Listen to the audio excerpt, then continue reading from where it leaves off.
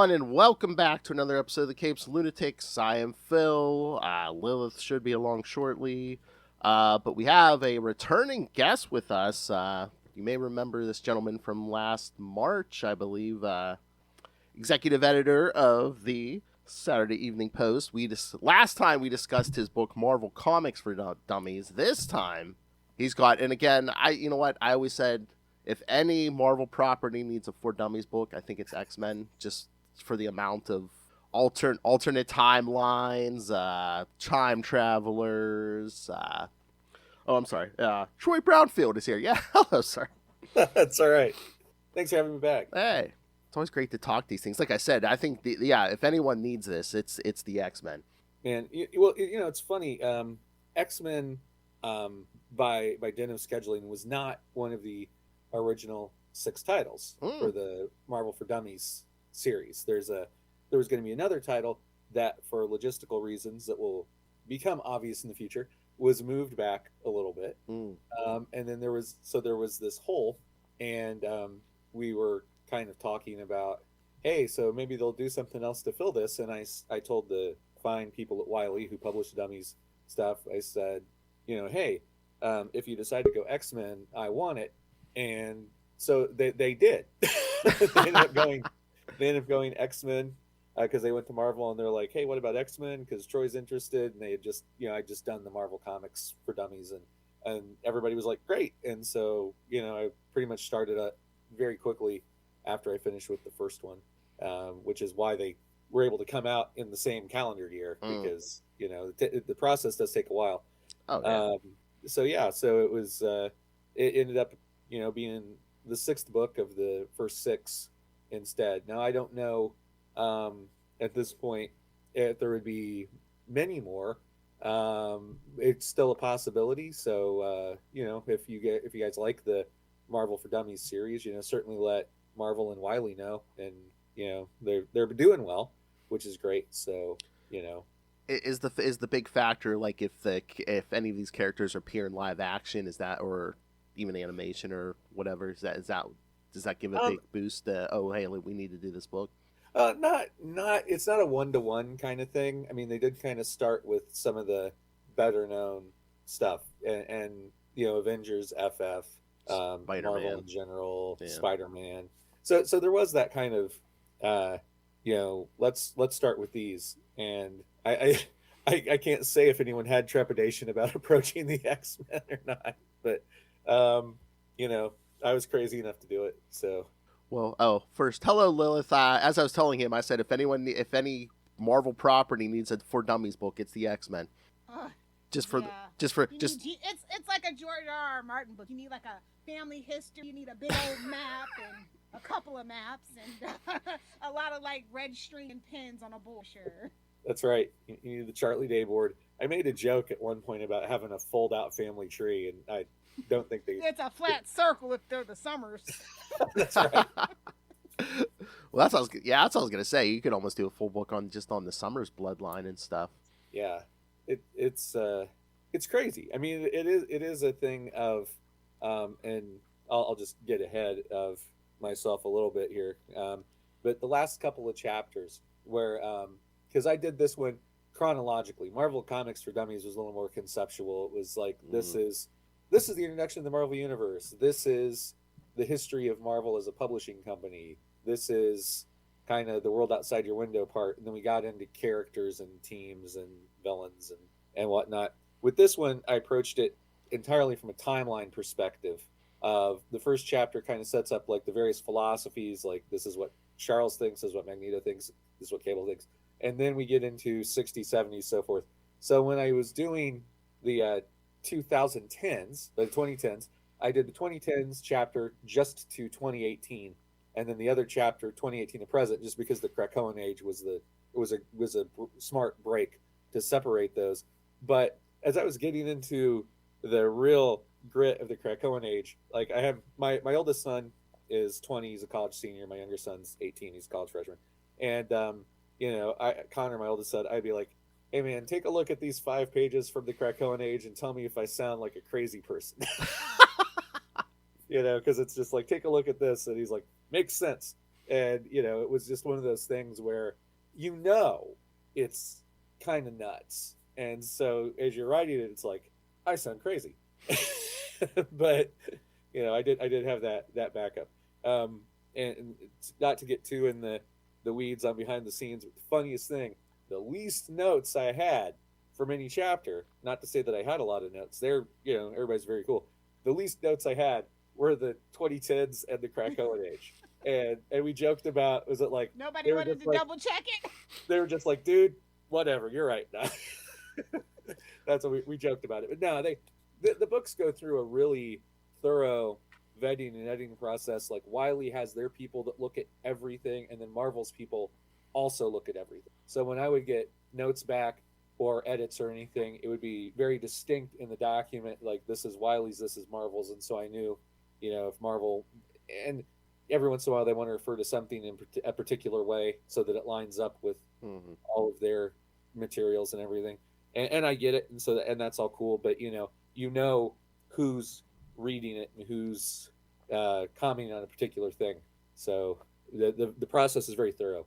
Do you think as an editor yourself, they're kind of like, they're like, okay, he knows how to cross the T's and dot the I's, and what do they say? Doctors make the worst patients. I on this thing in particular, I'm pretty agreeable. But no, I get it. It's a hard job. I mean, these are big books, and they had 6 of them, and some of the people on the team were working on multiple of these books simultaneously. So as the books were going through, Stuart Moore had the Captain America book going, and then I had Marvel Comics for Dummies, and then Justin Peniston had FF, and Gene Selassie had Avengers, and then Nick had Spider-Man, and then I had X-Men back again. And it's like, so this team was constantly working on all 6 books in a rolling fashion. So there's just like a lot of work there. Oh yeah. And there's no upside to too much nitpicking. And I think that from too much pushback from us, we just wanted to help and do as much as we could for the team. And as I mentioned with the Marvel book, man, they were really receptive to ideas. Because when I was doing the character bios in the Marvel Comics book, we talked about this last time. I pitched, doing She-Hulk in first person, and then having Deadpool complain that She-Hulk was in first person in their bios. And the fact that they let me do that was great. They were totally cool with everything I wrote as the characters. And the one that I'm kind of stupidly proud of was the bio for Groot was just I am Groot. The fact that they let me do stuff like that was great. It's like they've got a sense of humor about the stuff too, and there are other like little jokes kind of laying in and among different things. There's an audiobook version of Marvel Comics for Dummies now out on Audible, and the guy that did it is fantastic. But it's really funny because it's like I was listening to it, and he a couple of the jokes he like hit like harder. And I'm like, that's funny, because I appreciate that he was picking up like, oh, he's kidding here. So that was nice.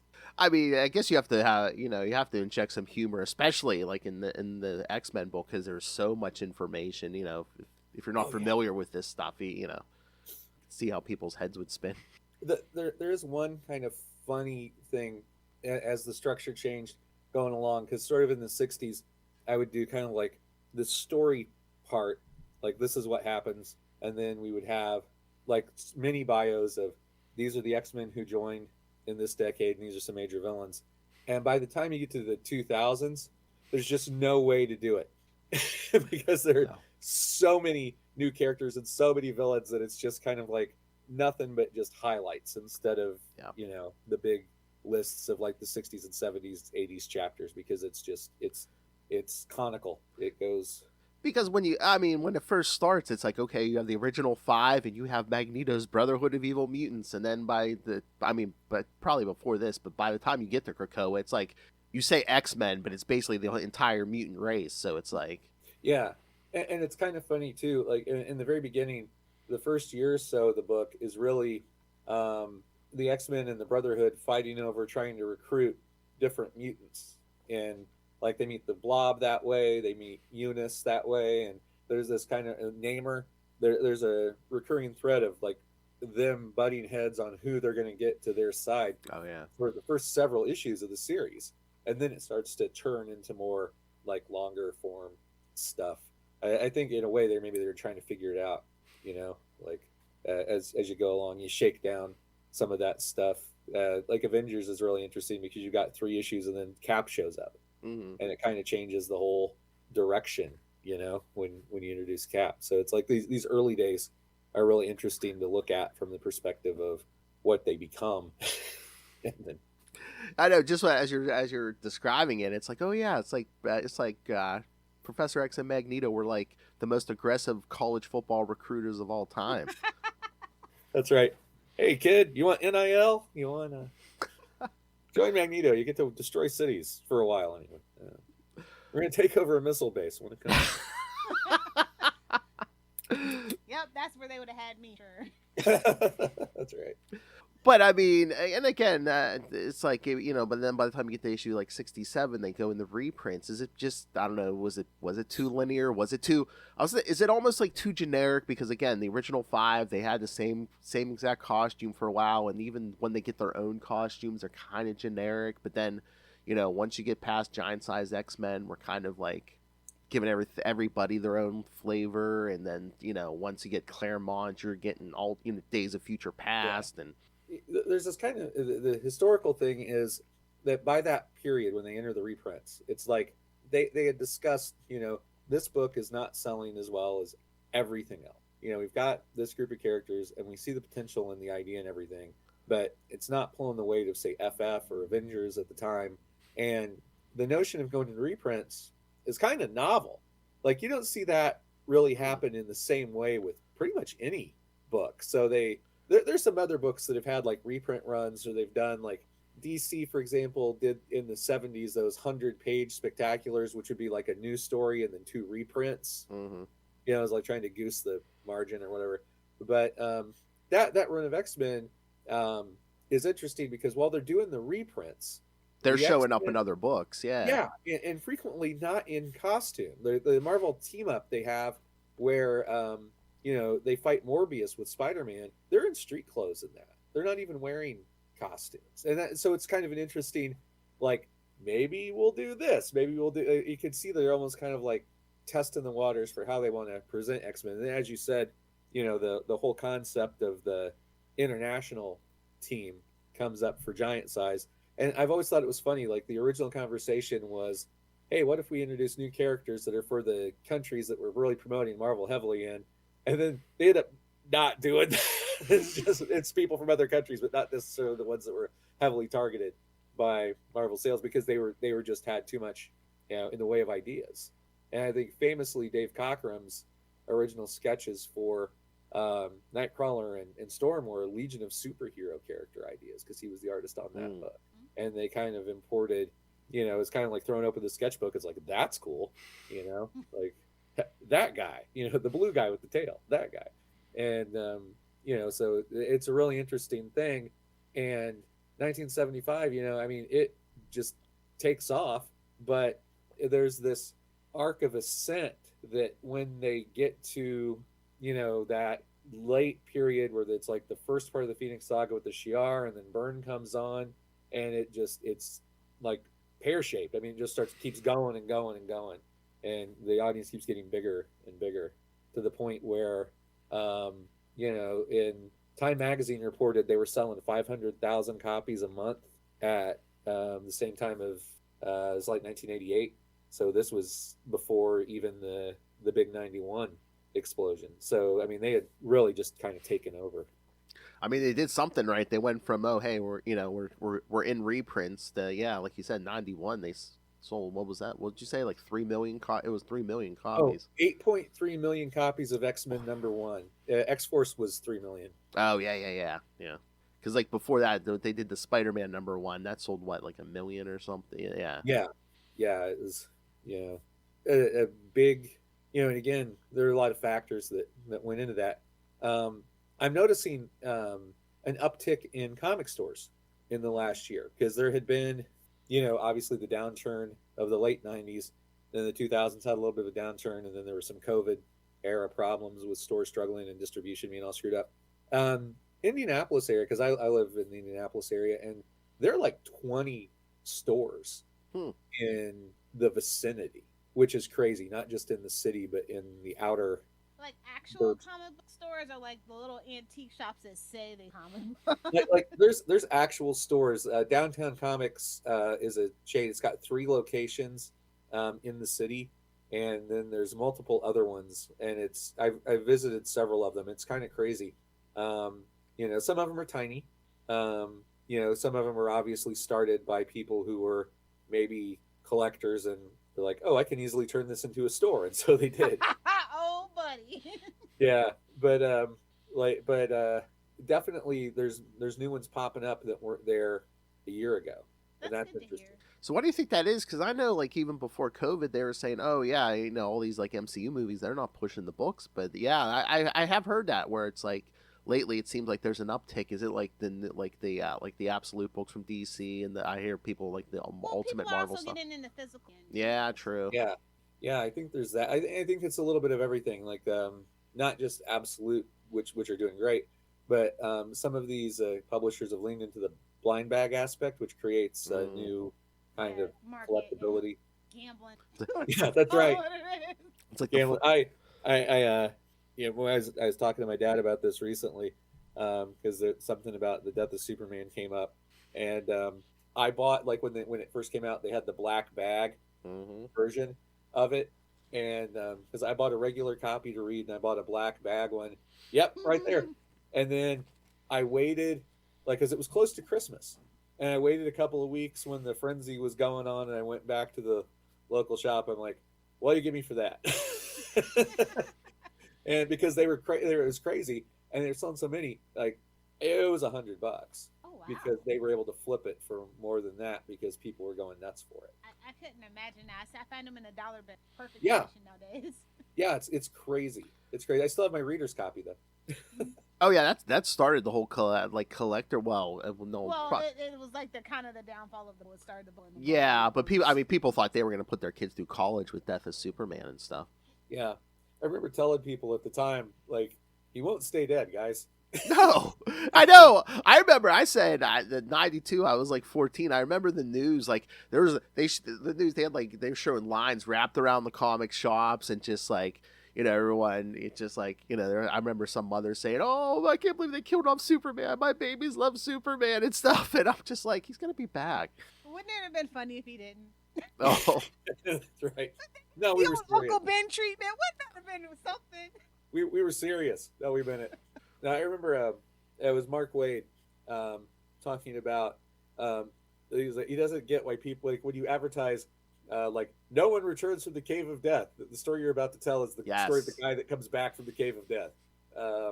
That's like implicit in it, and it's comics. Like, the death of, like, I don't think that people understood that, but I think people actually don't get that today, even in the MCU. The notion that dead doesn't mean permanent necessarily, because I think they're gonna be Get in for better a big, eventually. yeah, they're gonna be in for a big surprise, I think, with I mean, the only thing that kills off a character in the MCU is like contract disputes or or like. that's right.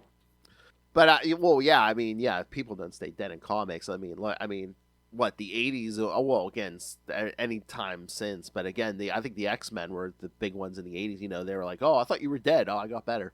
Yeah, Yeah. death is a revolving door. Did That- you find any fascinating that you did?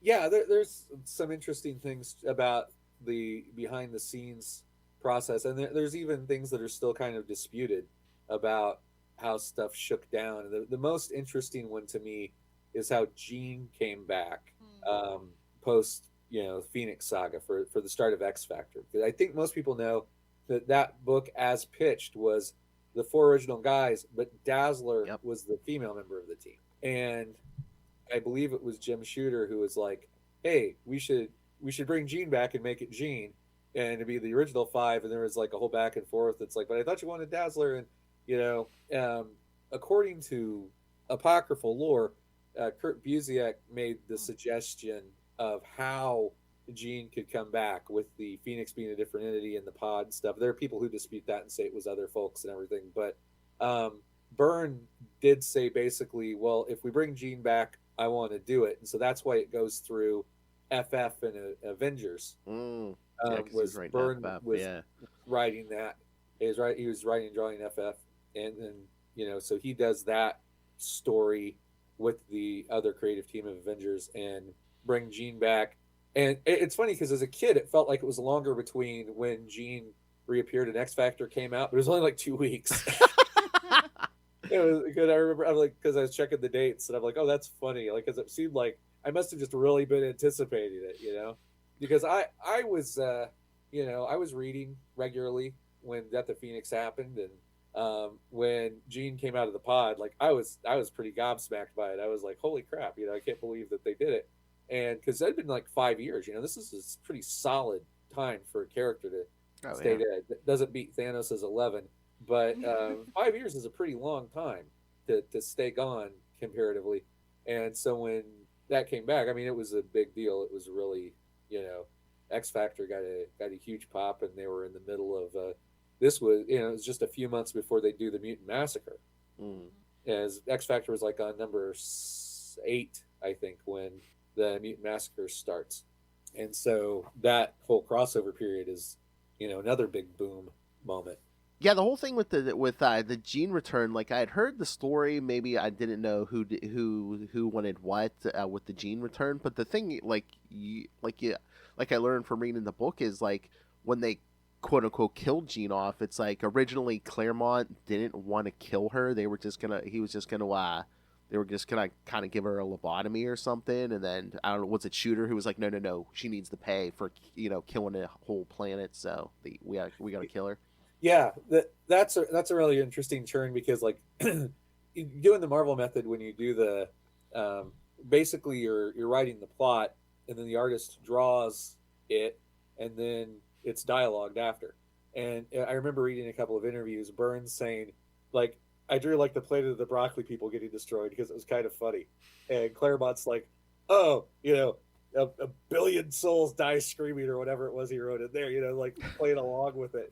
And that's what, and Shooter's like, well, she's got to die. She killed 1 billion of the broccoli people, and the Dabari, and it's like, and like you said, but yeah, that Phoenix the Untold storybook that they released in the '80s, which was the alternate ending of it, where they managed to talk Jean down, and the Shi'ar do the thing that basically she's put in a childlike state because it damages her mind, and I believe the plan was she would eventually come back to like Marvel Girl levels of powers and like get her mind back and everything. But it was going to be a process to do that. That was like, but then that all got shut down. Yeah. By the whole Shooter making, thinking that there needed to be like karmic justice for the death of the planet of the broccoli people. And what actually, it turned a lot of books on their head by doing that. Cause it was a big shock when Jean dies. The X-Men is the book now where anything can happen. It's like we can't believe that. Like the main female character for since the beginning of the book and the romantic foil for ostensibly the main male lead is dead. Now what? And I think that like turned a lot of heads toward the book that like these people are crazy. Because they did kill Thunderbird in the second issue. Yeah.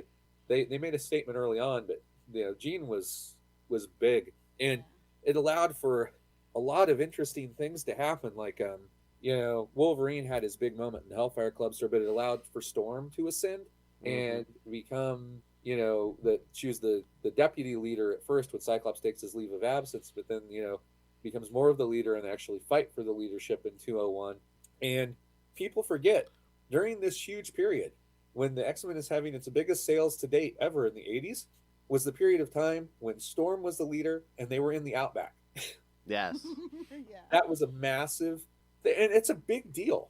Like Storm becoming leader is a big deal for all the reason. And, that really, I think, did a great deal of lifting to make all of those characters popular. I mean, that you could tell, like, the X-Men franchise is getting so big because they have to start another book because, oh, hey, there's not room for the original 5 founding members. This thing has grown beyond them. They have to go do their own thing over here for a while. Yeah, it is kind of funny how organic some of it was. Like, the New Mutants was basically the idea, like, the X-Men are all adults. They're not really students anymore. We need new students. You know, New Mutants. Well, we need a place for the 5 or X Factor. You know, it just starts building out from there. You know, how about Wolverine having his own book? Hey, why not? Wolverine gets his own book. I mean, if they're And then he selling, gets to they're be in everybody else's book too. That's right. oh yeah, by the '90s, yeah, that's what we always say. The formula for like every '90s book, it's like if you started a book in the '90s, Spider-Man's going to show up within the first probably somewhere in the first 3 issues. Then you're going to get a Wolverine appearance. Then it's either going to be Punisher or Ghost Rider showing up by issue 9. I think New Warriors checked all those boxes. I'm pretty sure. Spider-Man's like, well, Punisher's on a cover. I think Punisher's on like maybe number 6 or something. You know, like they're all showing. And then there's the Sphinx storyline, and that's got Wolverine in it. You know, I think you just outlined it all pretty good.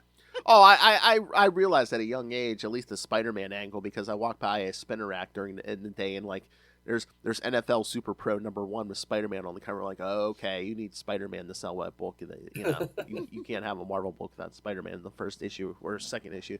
Yeah, and I think it's interesting too. If you look at the early 60 days of Marvel, they were very conscious of having the characters show up in each other's books. Like Spider-Man meets the X-Men pretty early, and you know, Thing fights the Hulk and all that kind of stuff. I mean, they're conscious of the cross-pollination and, you know, sales being boosted by certain characters being somewhere. Like there was a thing a retailer told me a long time ago that anytime Thor and Silver Surfer were on a cover together, it sold more, which was a really interesting thing. And you've got that kind of famous, I think it's Silver Surfer #4, the famous like Thor and Silver Surfer squaring up. That might have been the genesis of that. I don't know, but it is interesting that you have these certain things that will pump an issue sales when people see the cover. I mean, it kind of makes sense because, again, it's not like DC where they're all off in different cities. It's like Marvel, most of them, well, especially in the 60s, they were all in New York City. So it's like, why aren't these guys going to bump into each other? Or Marvel's New York is okay. Yeah, Marvel's New York. So you were talking about the Mutant Massacre, like, and again, you talk about the evolution of the crossover. It's like Mutant Massacre, you know, it's like, okay, all the teams are kind of doing their own separate thing, you know, around this event. But meanwhile, then we get to Inferno, and the storyline goes through everyone's book. Yeah, and that's kind of interesting too, because I think the thing that people historically don't necessarily consider is Mutant Massacre was not imposed on the line. Mutant Massacre was something that came up between, because at this point Claremont's writing Uncanny, Louise Simonson is writing New Mutants, and her husband Walt Simonson is doing X Factor. And the Simonsons and Claremont are great friends. Louise Simonson's also the editor of X-Men, and so this story came about through them, which is also why Thor appears in Mutant Massacre, because who's writing Thor at that point? Yeah, Walt Simonson, yep. And so this becomes a thing, and then Walt Simonson draws the kind of famous map for following like the story that looks like the Morlock tunnels with like the plumbing pipes connecting the different things. And Power Pack, Simonson was doing Power Pack. Louise Simonson was doing Power Pack. So all these, it was their books, basically. It wasn't, you know, Shooter didn't say, hey, you guys put a thing together. It was the opposite. It was like, hey, we're going to do this story, and it runs through the things. And, you know, it sold huge. It was really popular. So coming around next year, it's like, what are you guys going to do? And it's like, so that's Fall of the Mutants, which is still a little more contained, but then by, like you said, by Inferno, you've got Avengers issues of Inferno and Spider-Man issues of Inferno, and like this is the spread. This is when it's really, this is like 1988. This is when it's really thing. And you know, over at DC, obviously, when they did Crisis, and they had like all the Red Skies crossover, the books that just had the red skies and them didn't have any like bearing on the story, but you know, the skies are treated red. What's happening? It's like, well, that was your Crisis crossover. But then they get into kind of the same thing of these crossovers, not just within families of books, but expansive things that everybody's involved with. Yeah, it's just spreading into everyone's book, and meanwhile, then Spider-Man's like, oh, why is a mailbox trying to eat me?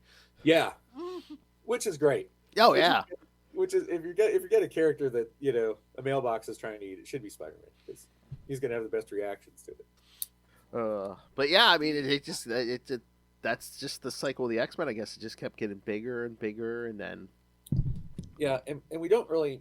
The books, the Dummies books, we don't really get into the external media like the animated shows and the Yeah, that's each his own movies or thing, anything. huh? But it does bear mentioning that, and this is a mind blowing statistic: the X-Men animated series, when it debuted on Fox, was regularly pulling in audiences on Saturday morning of 23 million people, which Doesn't is surprise me. Every kid I knew talked about it. right. But compared to today's broadcast viewing audiences, it's freaking crazy. Well, we only had like 5 channels back then. Right. And Right. there really only one Saturday morning cartoon for a really long station. Oh yeah, yeah. And so but just the awareness of X-Men coupled with this really huge selling number one came out, followed very quickly by the animated series. You know, they really did boost each other at the time. And then of course the toy line happened. And, Oh yeah. You got trading cards. I mean, yeah, they oh yeah, that Jim Lee trading card series was yeah. was massively popular. Can we get an F in the chat for KB toys. Yeah. That's where I got all mine from. I remember because unless you're reading certain publications or whatever, you wouldn't necessarily know the toy line was coming out. And so my awareness that the first Toy Biz assortment of X-Men came from an ad in one of the comics. Yep. And at this point, I think I'm like 16, 17. I can't remember because it's because 91 is the year I graduated high school. So like that 91 to 92 bridge. But that first assortment came out. I saw that ad. And I'm like, yeah, I'm going to go to Toys R Us right now and see if these are. And they were there. I couldn't believe it. You know, I was like, this is crazy to me that, you know, Nightcrawler and Colossus and stuff were actions crazy that because I hadn't bought stuff. I hadn't bought much toy stuff in a long time. I bought a few things from the Batman movie, but and it was, you know, Toy Biz was actually the, you know, and so it was kind of nuts that happened. And ironically, a little while later, I'd actually work at Toys R Us, so I had a lot of opportunity to get first crack at that stuff. But yeah, they knew what they're. They knew what they were doing. I remember those ads. I think they were on the back cover of the comic. So it's like you'd read the comic, you'd finish it, you'd flip over that back cover, and there's the ad. It's like, okay, you finish this comic. Go to the toy store now. Yeah, they had the photo ads, and then they started listing the assortments ahead of time in previews. Oh. They made them orderable for comic shops. But I'm telling you, when we got those at Toys R Us, I mean, there were tons of cases of those comics. It was because they had that blow up from because they had done like a Marvel Heroes set, and then they did the X-Men 9 figures, and then the following couple of groups were they did the whole FF, and then they did like Forge, Gambit, and Banshee. It was like very current, it was like from the Dissolution and Rebirth part to, you know, these were the characters that they were focusing on, and it was like, damn, because you know, if you were reading the comics, it was like these characters were apparent, and of course X-Force dropped like right after that, and subsequently the figures. And it was, people were into it, and they had two things that they're go in the comic shop, go in the toy store, and there was synergy. And video games too. Oh yeah, NES game, X-Men NES game, and also two pretty solid PC games, the Murder World one, and they did a Fall of the Mutants one, which I mentioned in the book. Yeah, I never played those computer games. You mentioned those. I was like, man, I want to see those, especially the Fall of the Mutants one. I'm sure you can find on it. Oh, That's your kind of thing. Yeah, I like still have it. I don't have a system to play it on, but I did. I had the Murder World game, and it was pretty fun. It was kind of frustrating, but you know, you got to do interesting stuff. The NES game was hilarious. The NES X-Men game was just an overhead view, like not too dissimilar from like maybe Contra or some of the other games at the time, like Smash TV, where it's like an overhead shooter. A little quick. Yep, like this really tiny Cyclops. Oh, like within the last year or so, you mentioned those Jim Lee trading cards. They've been, I think they were printing those on either making them in the bigger size posters, or I don't know if it was like a blanket or a flag or something. But they've been putting that artwork. You know, they make it look like the exact trading card, but they've been blowing them up real big to put on like other merch. Yeah, it's pretty funny. I also saw, I didn't have an awareness of this, but someone mentioned it, and I saw a couple of threads about it. Lee did a set of 3 posters that fit together, a triptych poster, right about 1989, 1990, that reflected the Outback team with Forge and Banshee also. So it was kind of like the end of the Outback, the and into the Dissolution and Rebirth. The central poster has Havoc, the updated ninja version of Psylocke, Jubilee, and Wolverine in the middle poster, and then like one side's got Storm and Polaris and Forge, I think, and then Colossus and Banshee on the other side. I have those, 3 of them, but someone told me, it's like, you would not believe how much those posters are going for. Oh, wow. And I mean, it's hundreds of dollars for the set in good shape, but it was like crazy. But those were everywhere. Those came out, those 3 posters, and they sold huge. They were up in comics, like multiple comic shops I went to at the time had those posters up and out. And it is kind of crazy the cultural footprint the X-Men put down in the 90s was for a book that had a 70s resurrection and an 80s boom. There was nothing on like what happened in the 90s. Oh, with yeah. it. Like we said, they're What's your favorite chapter? Oh. What's that? Is that the favorite chapter book, the 90s? That's a great question. There was definitely a period where my favorite chapter was the one I just finished.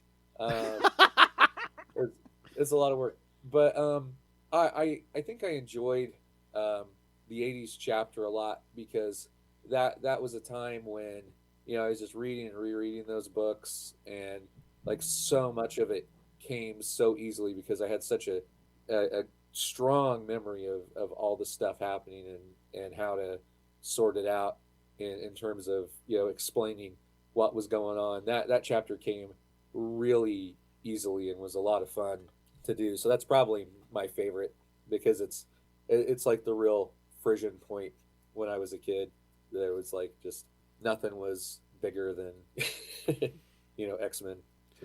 Well, yeah, I always think with these books, that the hardest part would be, especially with the X-Men, it's like, how do you pare down all this, like decades of history it's and the the brief version for dummies. If you want to get a PhD, you gotta dive in deep. and you don't want to lose, and you don't want to lose like the casual, someone who maybe hasn't read as many comics as they've seen the movies, they've seen the animated series, and yeah, I joked about this that was like it can't be a 1-to-1 kind of thing because then it's just like Encyclopedia Britannica. Or it's like you might as well just go read everything. So it's got to be distilled but coherent, and still making sure you hit the big points that go along. And there's kind of a cycle when you get into the 2000s where a lot of characters are killed and brought back repeatedly, even before the Krakoa resurrection.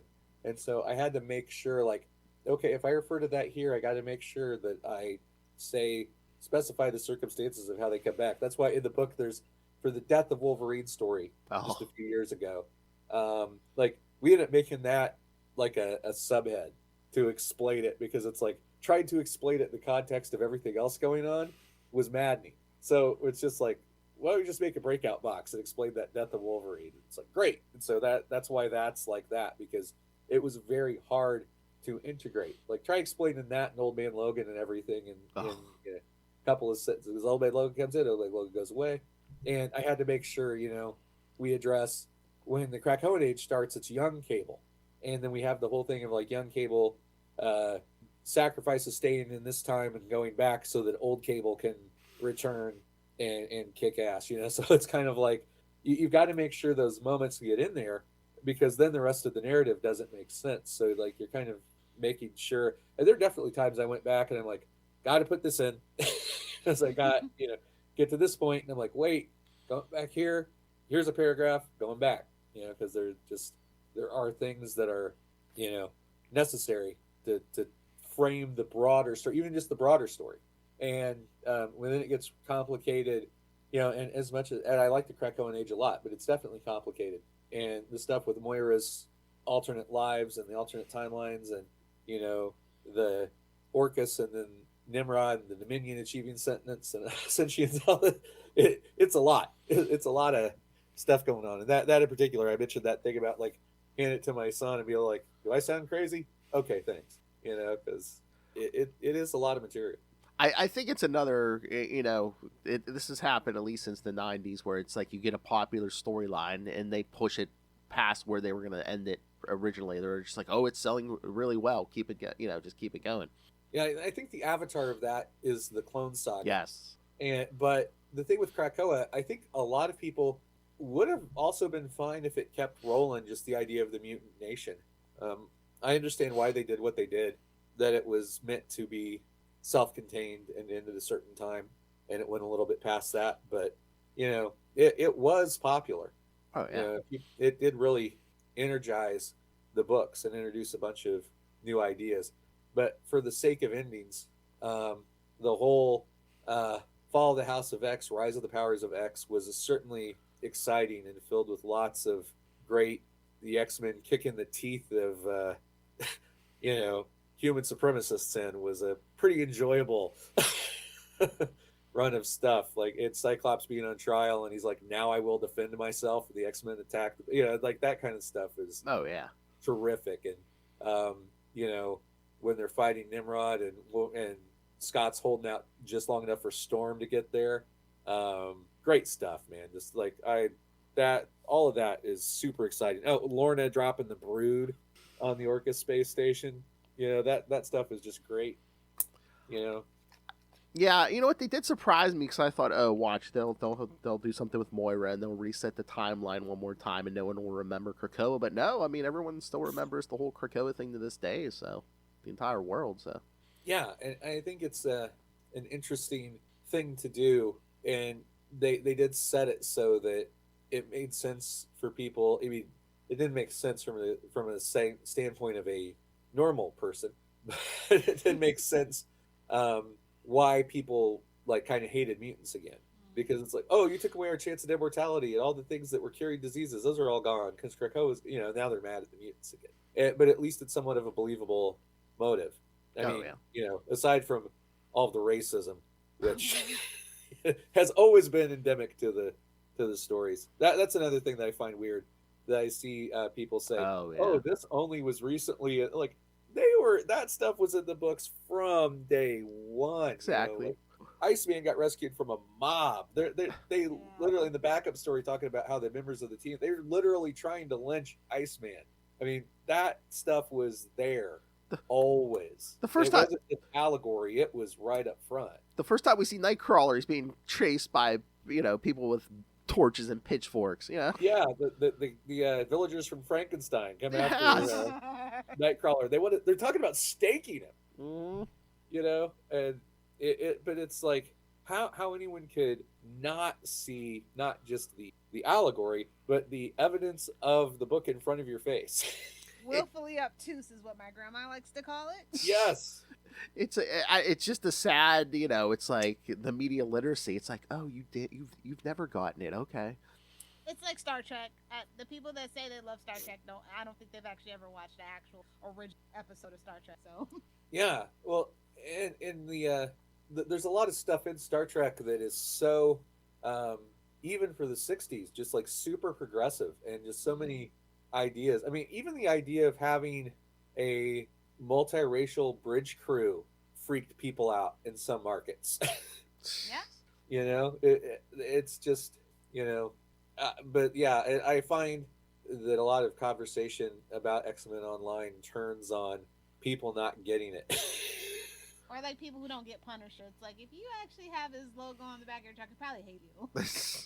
Yeah. Like, when you've got, Jerry Conway and Stephen Grant people saying, like, he would not like you. It's like, Jerry Conway's like, I only created the guy. And what's that noise? Whoosh. Yeah, that's right. And Jerry Conway has spent years as a producer and writer on Law and Order. Yeah. So he gets, like, he's got experience with the law enforcement side, the Punisher side. He's like, Punisher would not like you. Maybe Olivia Benson. Everybody likes Olivia Benson. But I don't see I'm Olivia more Benson. of a Stabler gal myself. But nothing wrong with that. Nothing wrong with Stabler. I have a very Stabler-esque head.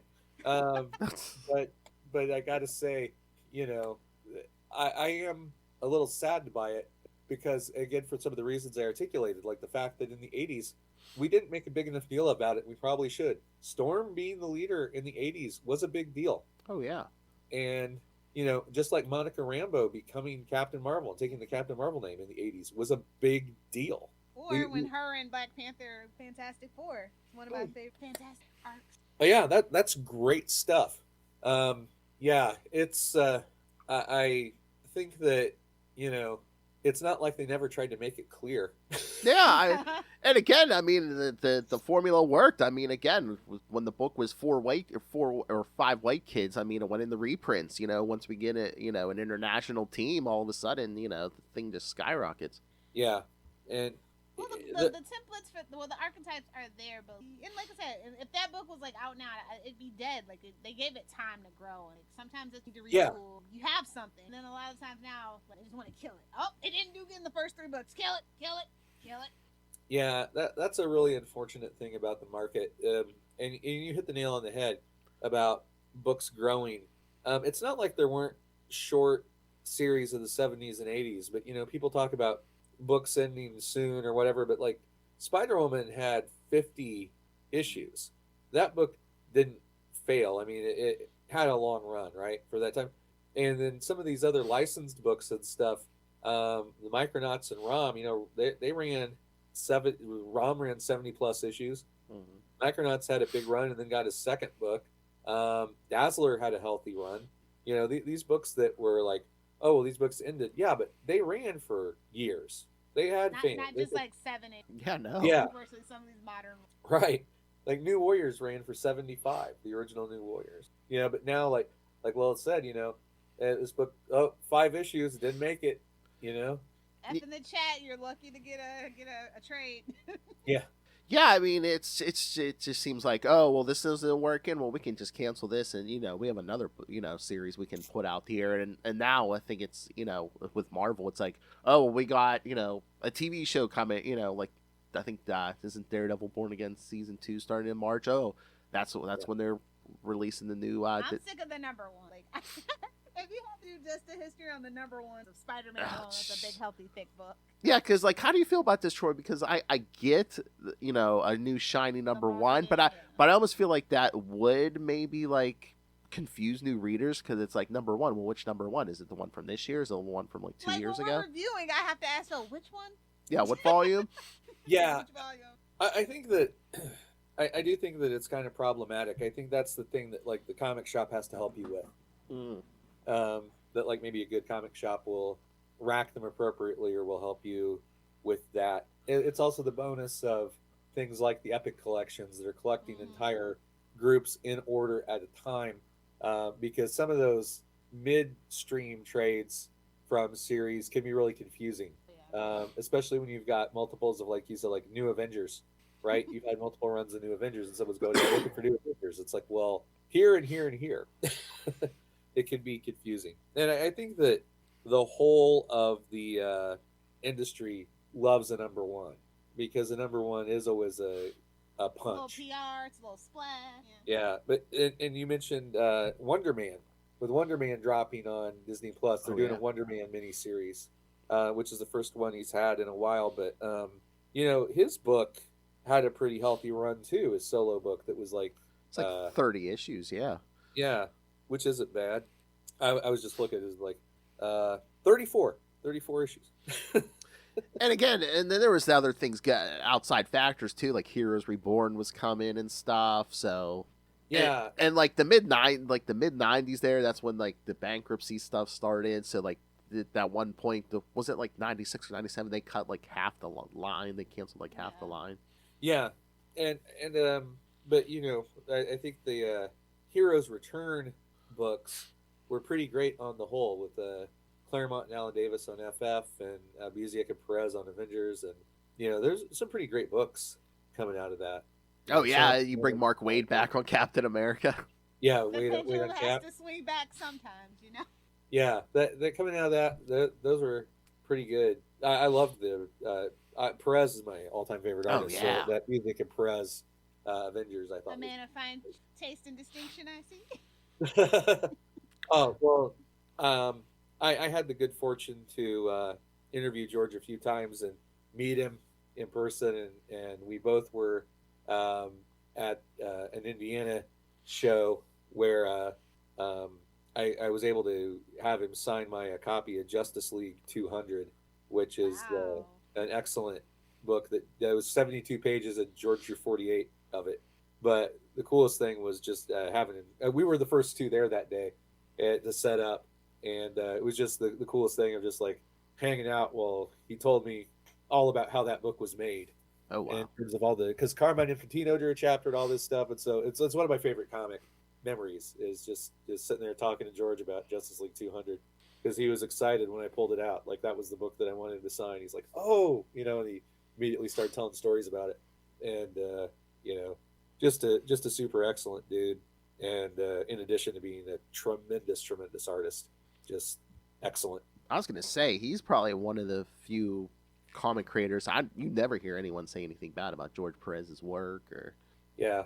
Oh, I do have a great Chris Claremont story. For my master's thesis, I did a short novel, and in the introduction, you're supposed to talk about people and things that influenced you and everything. And I talked about Claremont, and we were going to Wizard World Chicago, my wife and and I brought my bound copy of that along, and instead of having him sign a bunch of X-Men issues or whatever, he signed my thesis next to his name. Oh wow.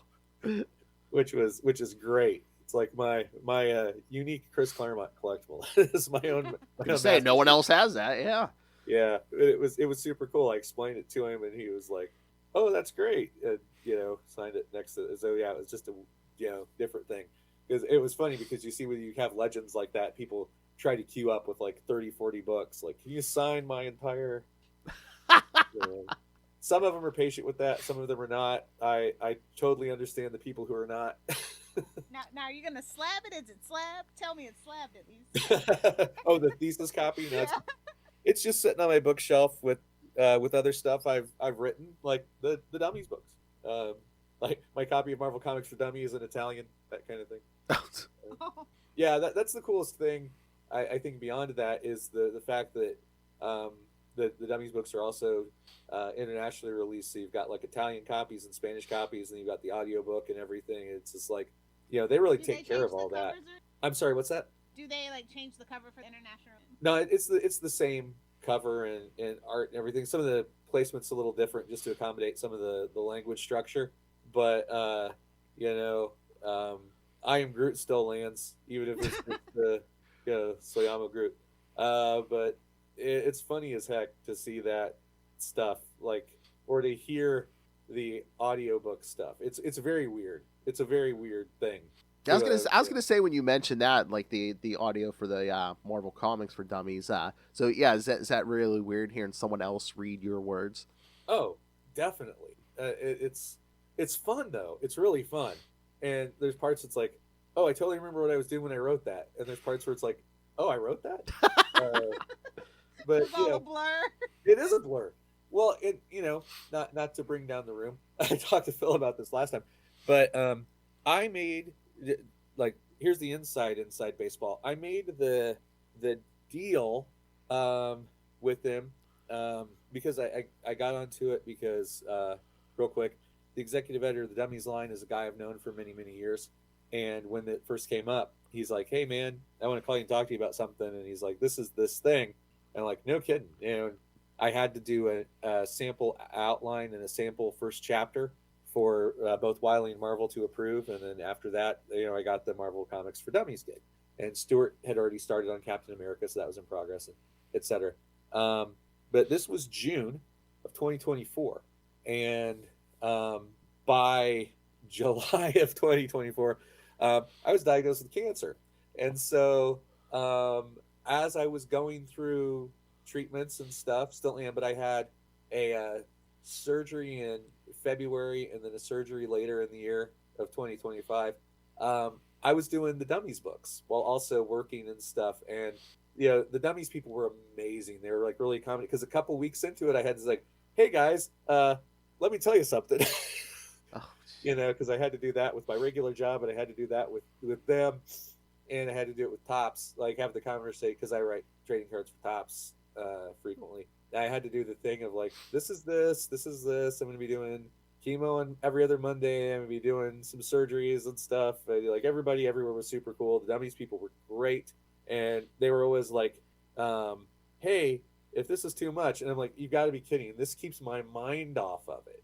This is just what I needed to do this." And so that first part last half of 2024 was writing Marvel comics for Dummies, and then transitioning over into pretty quickly into writing X-Men in 2025, and so that it would come out in December.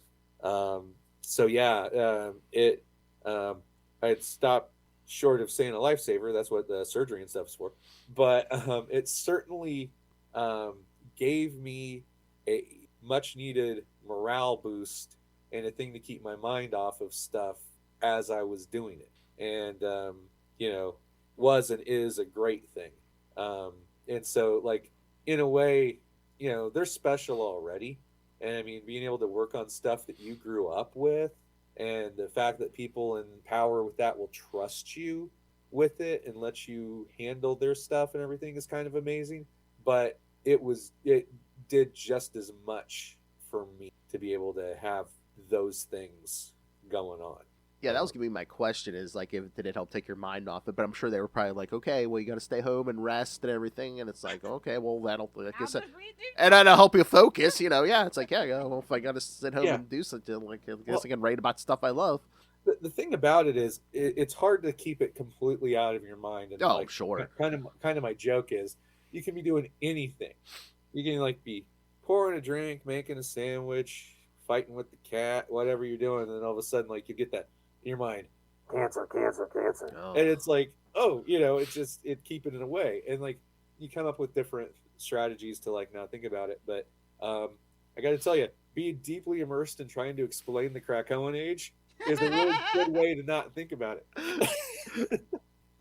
But it's overall, they've everybody from Wiley and Marvel was tremendous to work with, and given the opportunity, I would definitely do it again if that became something to be done. Do you But have yeah, another dummy book idea? well, I mean, all I can say is, you know, I think everybody's pretty happy with how they did, and I wouldn't be surprised if more stuff happened. I wouldn't know how immediate that would be. I would not be surprised, and I would love to be a part of it if it were. But you know, as far as that goes, all that stuff is always in the hands of larger forces. Yeah. You know, but I do feel like these did what they wanted them to do. I think there's a lot of visibility, and you know, it was weird to see my name in People. Oh, wow. When they announced the books, that People ran an article on it with, like, you know, and it's like Captain America for Dummies by Stuart Moore, Marvel Comics Stories. Or like, what? Get out! You know, it's like you're in between Jennifer Lawrence and Jennifer Lopez. It's really weird. It's really, really deeply weird to see that. And but it is, you know, it's evidence of how far-reaching Wiley as a brand and Marvel as a brand are. They sent me pictures at one point while I was working on X-Men from the London Book Fair, that it's like Marvel Comics for Dummies was in the center of the table at London Book Fair. I'm like, that's batshit crazy. You know, I mean, it's just that whole thing of like how it travels. You know, when it's in the hands of like a big company like the two of them.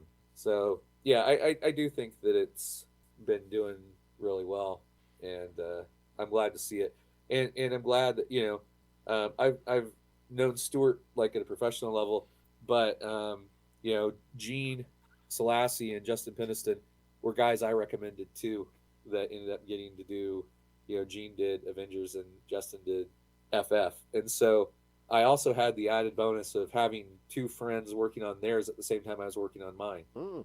So we would have conversations about like, hey, how's it doing? Hey, you know, what's yours looking like? And, you know, we talked about formats and stuff, and it was cool because we were all in it together, you know, and like Justin and Gene I'd worked on with comic stuff before. We were part of a successful Kickstarter together and did some other stuff. We've got some people that we talked to in a writers group kind of thing. You know, so it was cool to be doing it with friends at the same time. And like I said, Steve Hayes, who's the executive editor over at Wiley, I've known that guy a long time. I don't want to say, but yeah, we got to be friends in the music scene in Indianapolis many years ago, and so it was just very cool to also work with him. Nice. Amazing book. Well, I am so glad that people enjoy it. Oh yeah. I've gotten lots of people have said lots of nice things, which is always good because I've been on the opposite end of that. X-Men fans can be a bit of pedantic. Well, I've actually the thing that the best comments, honestly, about the X Men book I've gotten are how clear they thought it was, which I take as a huge compliment because of all the work that went into making sure it was clear. Yeah, I mean, I've read comics my whole life, and I know all the minutia. But like reading the book, I'm like, okay, if I didn't know 99% of this, I think yeah, you laid it out pretty clear. It's a nice little roadmap here. It's like okay, there's the '60s and the '70s, and it kind of started exploding in the '80s and Yeah, time travel, this that, Age of Apocalypse. Okay, and I will say one other note: the art that's in the books. First of all, Wiley does a bang up job oh yeah, reproducing the art in the books, but we as writers picked all the art ooh, that was used in the book. We had the opportunity to do that. So when you see, you know, Glob Herman or whatever pictures, those are all pictures that I picked, and same with the other writers. We got to, Wow, that's real. yeah, they kind of, we basically, Was it like a vault? Like open up a book? yeah, basically Marvel Unlimited. Okay. We were all, and we had, this is, probably boring inside baseball. We had basically Excel spreadsheets for each chapter where it was like we would put in, and they're all numbered. And this is part of the Dummies format where they're numbered for each chapter, like figure, 1-1 for like chapter 1, figure 1, etc. So we would make the things to like put in, this is the images we want, like this page, this cover, whatever.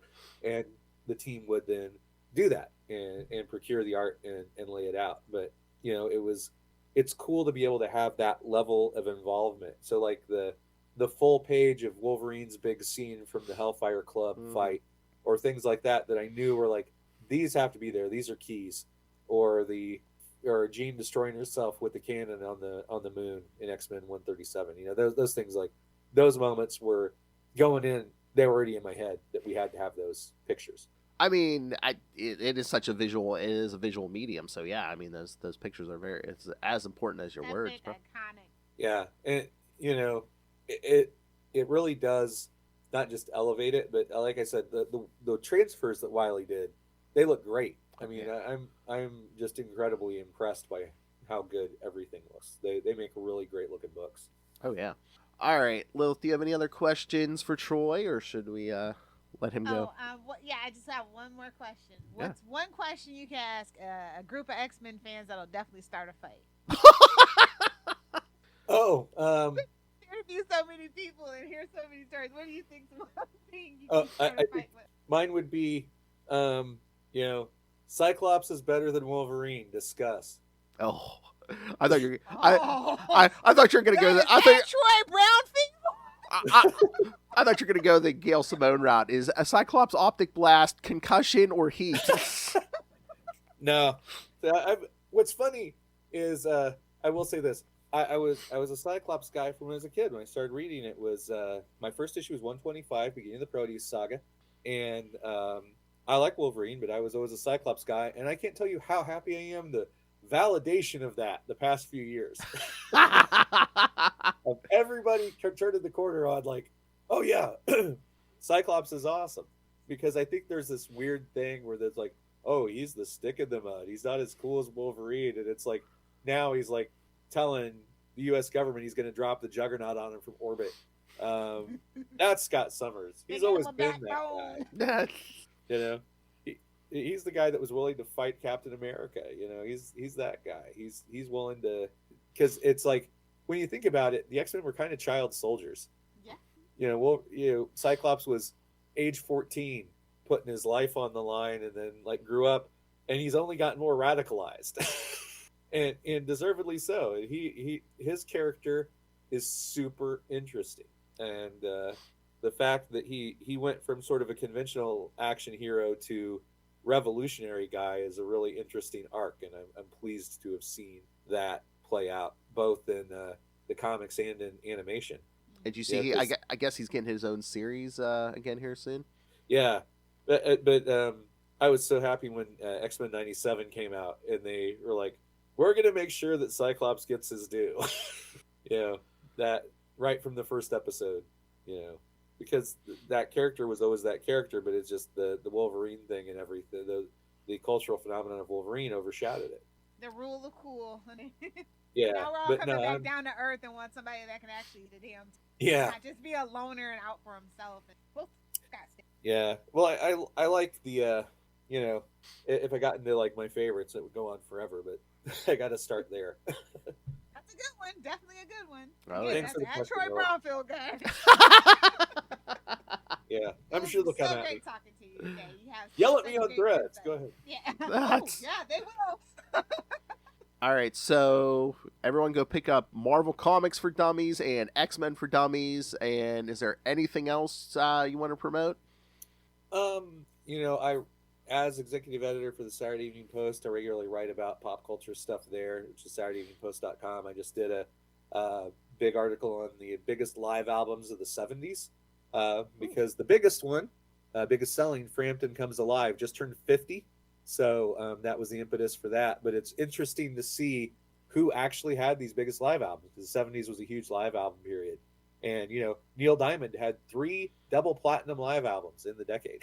I believe. So it's interesting to see who's doing what. Earth, Wind, and Fire, Deep Purple, etc. It's a pretty interesting list. All these accomplishments, and the thing I'm jealous of is, well, I was gonna say a book, but 2 book. You actually have 2 books with on the cover. It says comic book expert. I want that. I want that title. I did not write that part. I know. They put that on.